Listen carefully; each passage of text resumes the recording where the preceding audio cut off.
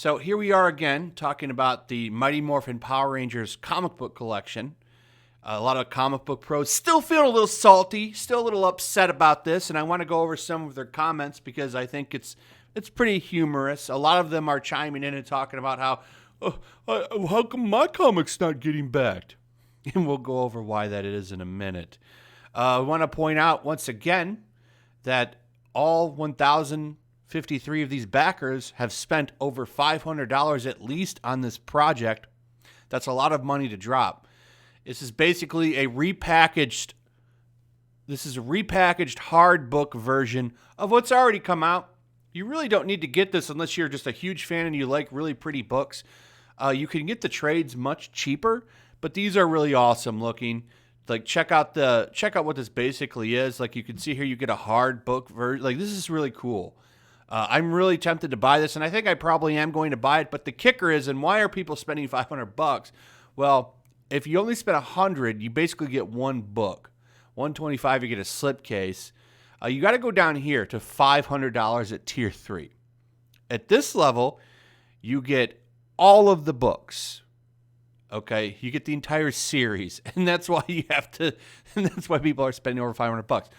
The thing that I think is really cool is the fact that people are spending $500 on a comic book set. And to me, that's pretty damn impressive, especially when you consider the state of mainstream comic books right now and how bad it is. Like, mainstream comic books are doing horribly. There's a lot of funny stuff going on with DC Comics and the fact that, like, so you usually would get, a 28-page story or whatever. It would be all, one artist and one artist, one writer, one inker, whatever, and they would get their page rates for that. But it's so bad now over at DC Comics because they've cut their line down. Like they're making anthology books now, and basically this cuts the page rates down because now you're only getting like a page rate for 10 pages, and there's less work to go around. So it's getting worse for comic book pros, and I'm going to go over some of that in this thread. But the common complaint here is that this Kickstarter campaign is taking away comic money from the little guy. They sell these really pet project books. Okay, a lot of them do not have the same type of book that would appeal. The problem is they don't make stuff that would appeal to an audience in comic books. They make books about two girls falling in love over riding bicycles, right? Like, that's really not something that's going to be appealing, I think, to fans of this book. All action, a lot of Japanese elements. This is, at its core, a superhero story. But if you go down to the bottom of the page here, you can see that books that they might be interested in show up here at the bottom. It does bring more eyes to other projects. It just brings more eyes to projects that might be interested, for people that might be interested in something after buying this. Not a story about two girls falling in love over a bicycle training. Like, that's really not what's going to get, that's not going to probably bring eyes to your book. But let's be honest, people spending money on this book wouldn't have bought that anyway. So let's head back over to comic book Twitter. I've already done a video on this thread. This is the original thread where all of the complaining about Boom Studios comes in, basically saying, they don't need this. It's overshadowing all these other people. What about them? What about our girls falling in love bicycle books? Nobody wants that anyway. You're now learning about free market. See, these comic book pros are going to need to use crowdfunding because there's just not going to be really much of an industry left. And without crowdfunding, like, they're not really going to make any money. So the comic book industry is a bottom-up industry, and this is what helped destroy it. You got people, and don't bother anybody in this video. Please don't do that. You got people that have never worked at Marvel or DC Comics, but basically, like, everyone in the comic book industry champions people of different, like, oppression groups, and the more you're oppressed, the more power you have in the industry. And you don't even have to really have worked in mainstream comics. You just need to get a little bit of a following on comic books Twitter, and you can literally cripple a company. And that's what they're trying to do here with Boom. So they're trying to shame Boom. And the thing about Boom is not really listening. So they did that Keanu Reeves book that made over $1 billion. And now they've come out and they've done this Power Rangers book. So Boom Studios is kind of giving them the finger. Because what are you going to do? Like, you're not going to work for us? Like, you're not gonna work? Like, we're a studio. You need money. We just won't hire you, maybe, I'm thinking. I just like that they're making money in spite of these people. And they're trying their best. They're trying their best to take down Boom. And it's not working. They're like this, I'm sure this has already made the rounds. And I know Boom took heat for the Keanu Reeves comic too. But I only just saw that they're doing this now with Power Rangers. And I'm so mad. So we got this one here. This is from Mr. Glass, who makes a comic book, a superhero comic book, but every hero in the book is into dudes. And it's like, okay, well, that's an incredibly niche comic book. I would imagine, like, it has an audience, I'm sure, because they do get funded. But the point here is not everybody that's buying that Power Rangers book is looking for that.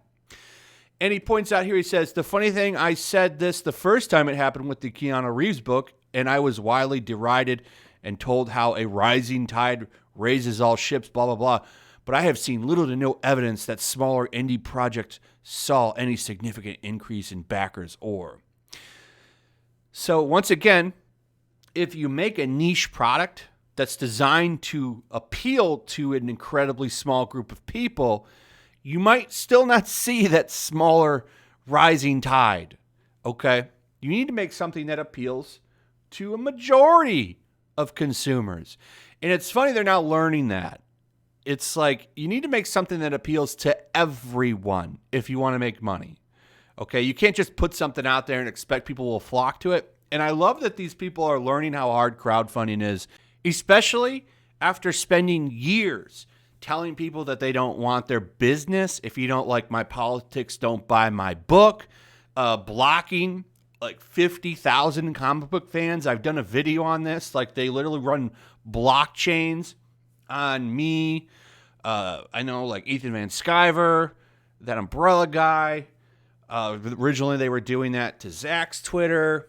Like, they run these blockchains and block probably about 30 to 40,000 unique customers, and then they complain that no one buys their shit. I think it's hilarious. Like, look at this one right here. Meanwhile, there are creators deciding if they can skip a meal or 3 or pay for another page of art. What can be shifted for printing rate wriggle room? Oh, you're having trouble eating. Maybe you shouldn't have blocked 40,000 customers and told people, if you don't like my politics, don't buy my book. Like, now you're learning that's probably not the best way to go about things. It might be the best way to handle this as a creator would be, oh, I'm sorry you don't agree with me. Oh, well, I apologize. I would still really like you to check out my book. You might really find something that you like there. Instead, they're like, F off. Here's my middle finger. Well, times are tough now, and they still won't back down from it. And they already lived like low budget life before, but now the belt's getting even tighter. So the salt still keeps coming. There's this thread right here. I wonder if you could ever consider that or different requirements for corporations. Maybe it's worth reaching out to their comics coordinator. This is after talking about, I wish Kickstarter had a policy. She says, yeah, maybe. I definitely don't think that Boom would reconsider what they're doing unless the rules for crowdfunding change. So we can't get the corporation to stop wanting to make money. So let's go to Kickstarter and press them to make changes and block them out. Now, I really don't think that that's going to happen. Now, I take that back. It could happen. Kickstarter has shown they don't really care about money in the past. But then Boom could just go to Indiegogo. Okay, and Indiegogo would welcome them with open arms. I don't know why they don't go over there anyway. Kickstarter is so problematic. They should at least put it on both platforms. But I wonder if that's where they're going to go next. They're going to go after the comics coordinator and see if they can get them to stop letting companies from using it, which I disagree with. If the companies want to use the Kickstarter platform, they should be allowed to. everyone that's using it just needs to make better books that appeal to more people so that they can make money. But they don't want to. They think for some reason, magically, if all of this money got refunded, it might go to their Girls Falling in Love bicycle training book. And that's just not what's going to happen. That's not how things work. They'll just take this money and go buy something else that they actually want to spend money on. And they just don't get it. Like, it's just hilarious to me. They're complaining about eating now because the comic book industry is collapsing so badly. And they still refuse. They still sit there and they think they're better than you, basically. And I use the comment that I've always said. It's not, am I good enough for you to be my fan if you're a celebrity in comics? It's, are you good enough to be my fan? It should be, am I good enough celebrity where you'll want to be my fan?